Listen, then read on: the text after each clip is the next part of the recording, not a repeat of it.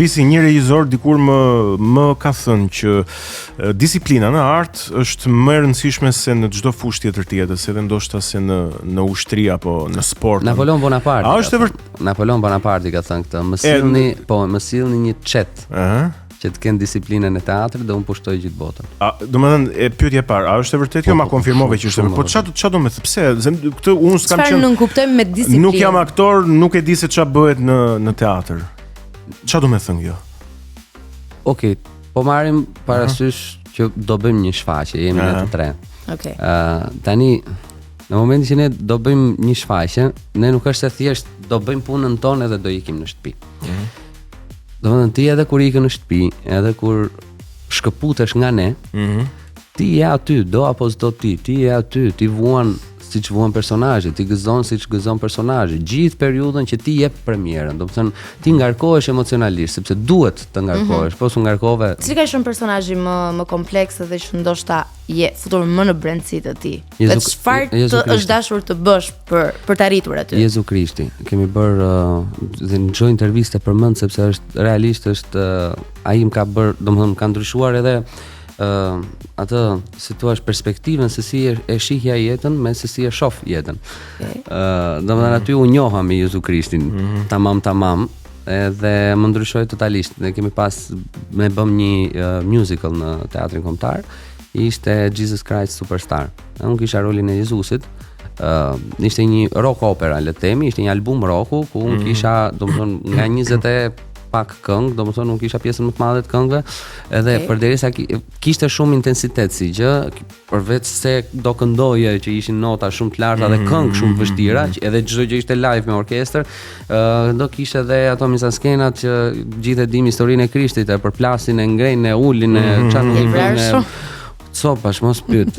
Edhe unë kisha një merak tjetër, domethënë do ta arija, ta mbaja, domethënë fillova stërvitjen, bëja kardio shumë se kisha shumë frikë, domethënë do ta arija dot apo jo. Cila ishte dita jote gjatë periudhës së këtyre provave, që ta kuptoj tamam atë hard working edhe disiplinën. Okej, dita jote. Zgjohesha në mëngjes, bëja vrap. Pastaj pas vrapit shkoja në prova. Nga ora 9 deri në orën 1-2 bënim prova, 3 ndoshta. Nga ora 3 deri në 5 kishim pushim, që për mua nuk ishte pushim, sepse unë shkoja dhe lexoja gjithçka që kishte të bënte me Jezu Krishtin.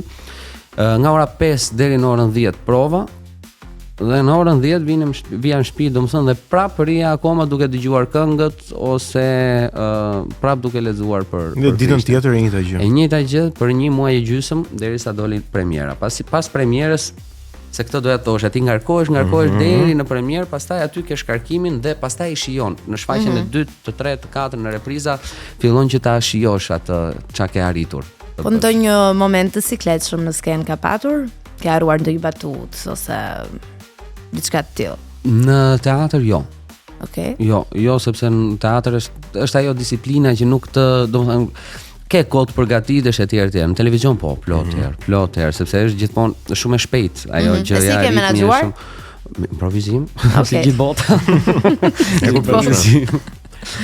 Ç'a konsideron ti arritjen më të madhe profesionale tënde deri tani? Okej, unë e kuptoj. Ti je i ri, ke një rrugë të gjatë përpara dhe unë uroj shumë të suksesshme. Inshallah, zoti i madh. Faleminderit, amin. Dhe deri tani të paktën ç'a konsideroj arritje?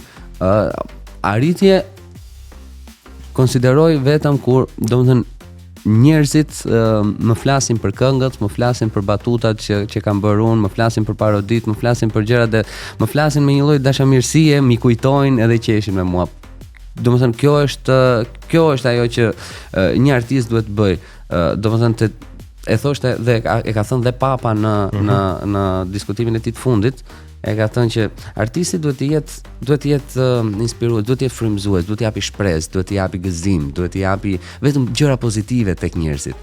Qoftë edhe nëse ai bën drama ose këndon këngë dramatike etj, duhet ta japi shpresë, duhet të japi emocione të bukura ke njerëzit. Edhe kur unë shoh këtë feedback, këtë reagim, le të themi, nga njerëzit, këtu them që kjo është ja vleka, po. Ja vle. Respekte.